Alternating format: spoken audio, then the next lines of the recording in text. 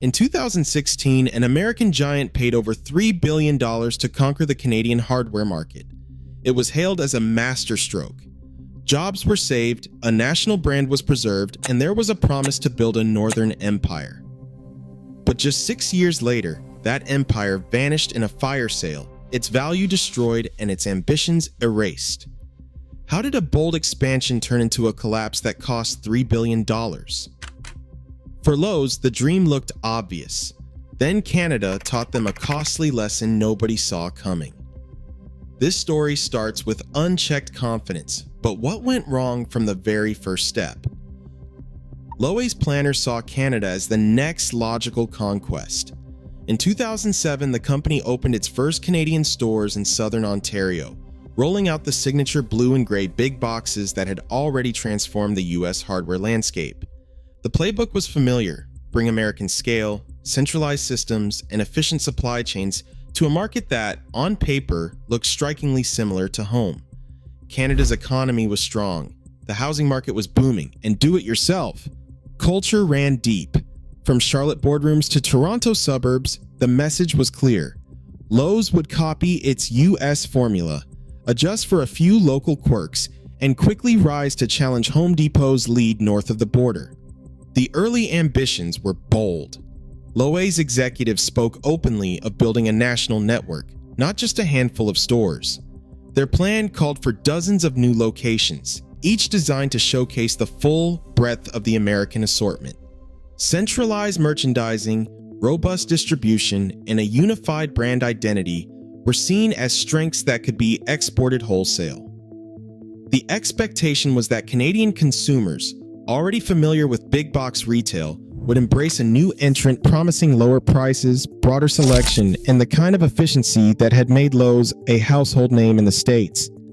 But as the first stores opened their doors, the challenge of scaling up became clear. Growth was slower than expected, and the path to national dominance proved more complicated than the early projections suggested.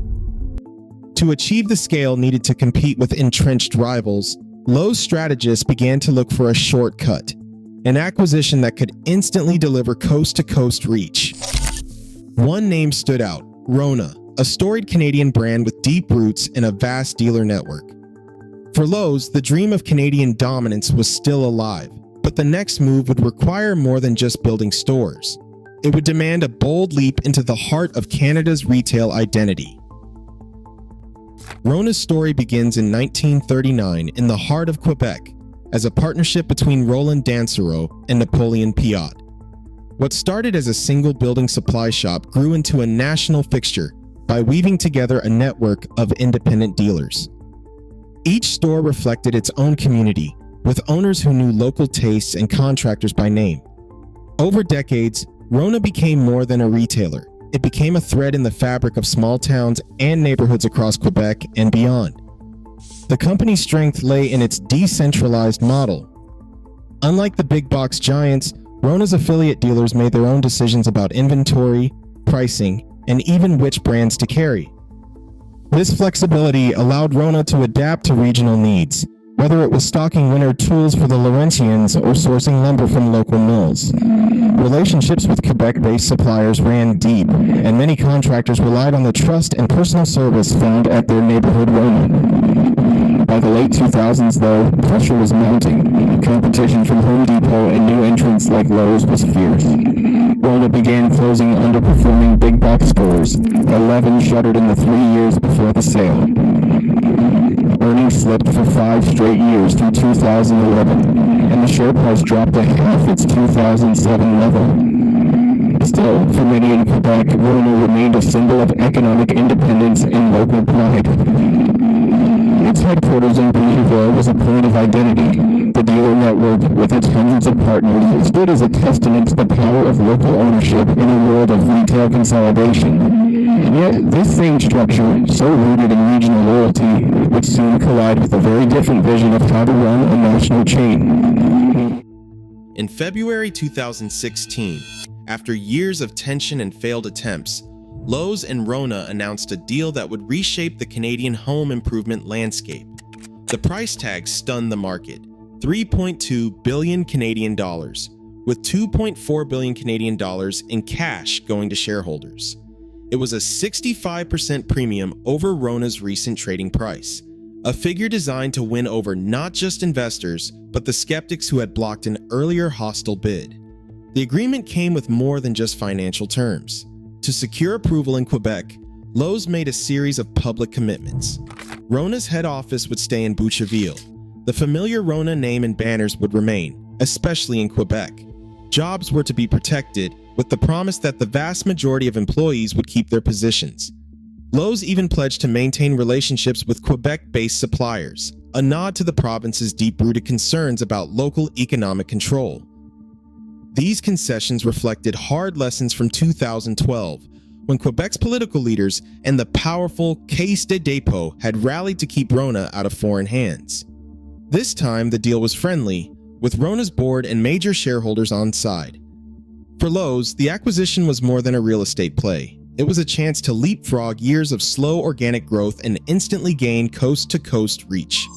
The combined network would boast over 500 stores and nearly 28,000 employees, putting Lowe's in direct competition with Home Depot and Home Hardware for the first time. Yet beneath the celebratory headlines, the deal carried invisible baggage. The promises made to Quebec were not just political theater, they were real constraints, shaping how Lowe's could integrate its new prize. The price paid and the conditions accepted meant there could be no easy erasure of Rona's identity, no sweeping overhaul of its decentralized model. Lowe's had crossed a threshold.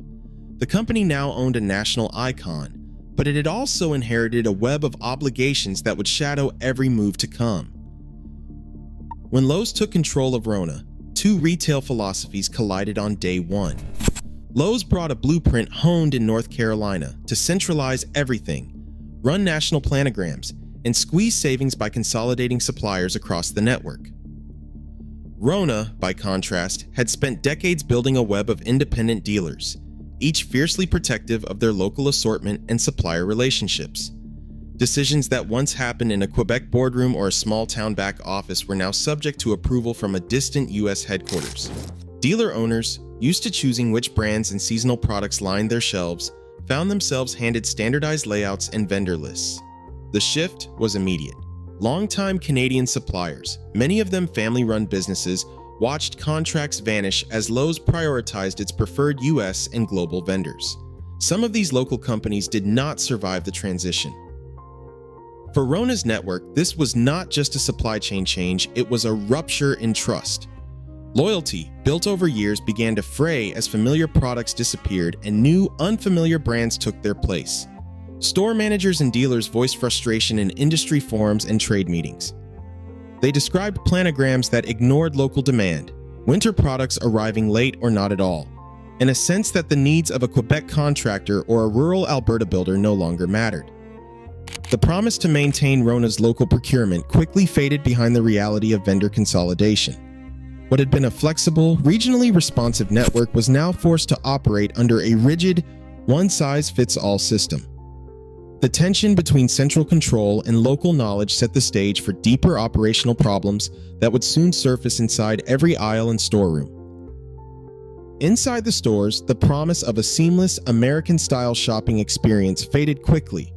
Managers found themselves wrestling with inventory systems that seemed built for another country. Shelves sat empty where winter essentials should have been, while aisles overflowed with products that did not match regional demand. One store manager in Alberta described the frustration of fielding contractor complaints about missing fasteners and specialty lumber, items that had once been a phone call away under Rona's local supply network and were now replaced by unfamiliar brands or simply left out of the new standardized assortment. Customers noticed. Regulars who relied on Rona's deep catalog of region-specific tools and materials now found themselves staring at gaps or being told that key items were out of stock. Some drove across town to Home Depot or local independents, chasing the basics that Lowe's system could not seem to keep on hand. A Quebec dealer recounted how snow shovels arrived weeks after the first storm, while patio furniture took up valuable floor space in February. The disconnect between the centralized inventory algorithms and Canada's unpredictable seasons became a running joke among staff. Analysts watching from the outside described the assortment as flat. One noted that stores had everything but what you were looking for. Low foot traffic became a persistent problem, with empty aisles and frustrated customers feeding a cycle of declining sales.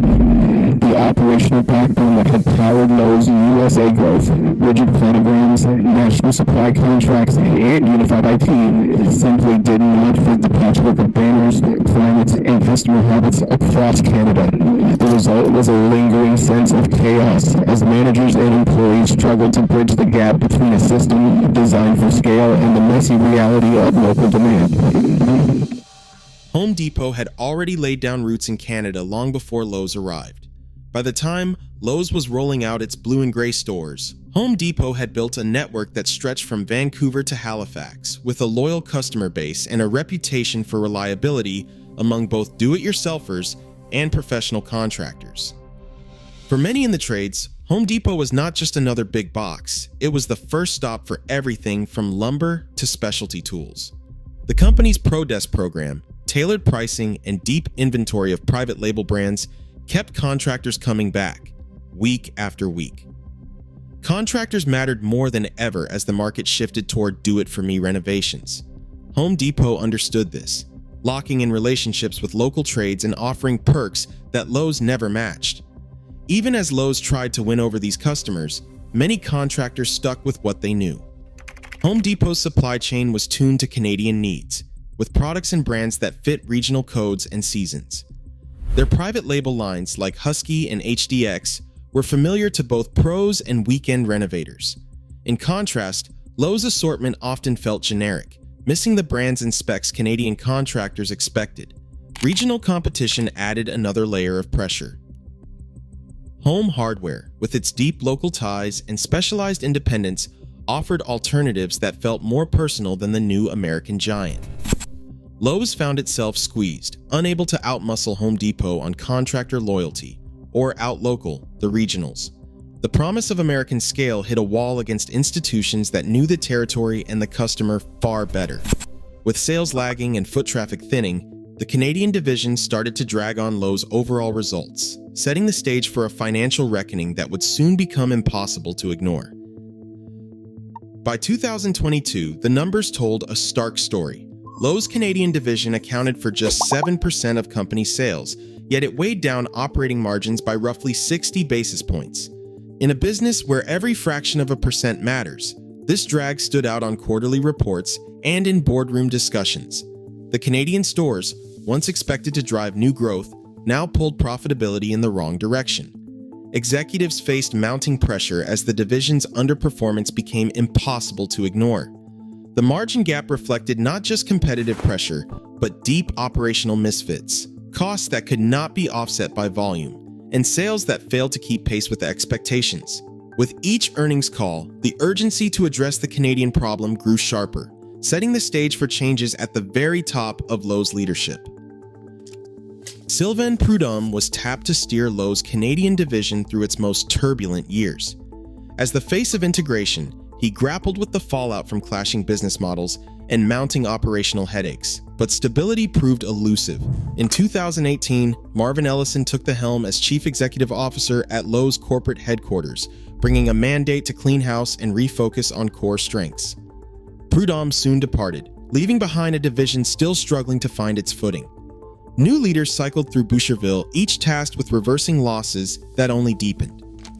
The constant turnover at the top sent ripples through the organization. Employees and dealers watched as priorities shifted with every new executive, fueling confusion and eroding confidence. This revolving door of leadership left the Canadian business adrift, setting the stage for decisions that would soon reshape its fate. In the fall of 2022, Lowe's board confronted the numbers they could no longer ignore. The Canadian division, once pitched as a gateway to new growth, had become a financial burden. Quarterly reports showed persistent underperformance, and the gap between what the business was worth on paper and what it could actually deliver had grown too wide.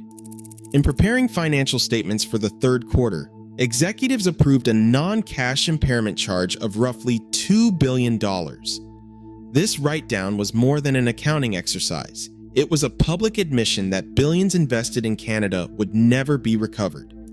The decision wiped out years of capital, including $3.2 billion paid for Rona and the cost of building out new stores. Analysts and investors read the charge as a clear signal. Lowe's was preparing to walk away. With the impairment on the books, the company had set the stage for a divestiture, acknowledging that the Canadian experiment had failed to deliver on its promise. Lowe's Canadian journey ended not with a turnaround, but with a transaction. In November 2022, the company announced the sale of its entire Canadian retail business to Sycamore Partners, a United States-based private equity firm known for buying distressed retailers. The price stunned industry watchers, just $400 million in cash, with some potential for additional payment tied to future performance. Compared to the billions spent on acquiring and building the Canadian division, the sale price represented a dramatic collapse in value, more than $3 billion lost in the span of 6 years. This was a sale and a loss. Sycamore Partners approached the deal with a different playbook. Rather than doubling down on the Lowe's name, the firm moved quickly to restore Rona as the flagship brand across the country. The plan called for rebranding all remaining Lowe's stores in Canada as Rona, signaling a return to the company's roots and a renewed focus on local markets. Early statements from Sycamore emphasized cost discipline, a leaner overhead structure, and a revived commitment to Canadian and Quebec-based suppliers. For the private equity buyers, the bet was simple: strip away the layers of failed integration, reinforce Rona's regional strengths, and unlock value where a multinational giant could not. The ownership arc was complete. What began as a bold bid for market dominance ended as an asset offloaded at a fraction of its original worth. Today, global retailers still chase growth across borders, betting that size translates to insight. But Lowe's $3 billion misstep in Canada proves that market dominance means nothing if you misread what people actually want. As consolidation reshapes retail, the true cost of failure is measured not in lost dollars, but in lost trust. What would you have done differently? Let's talk in the comments.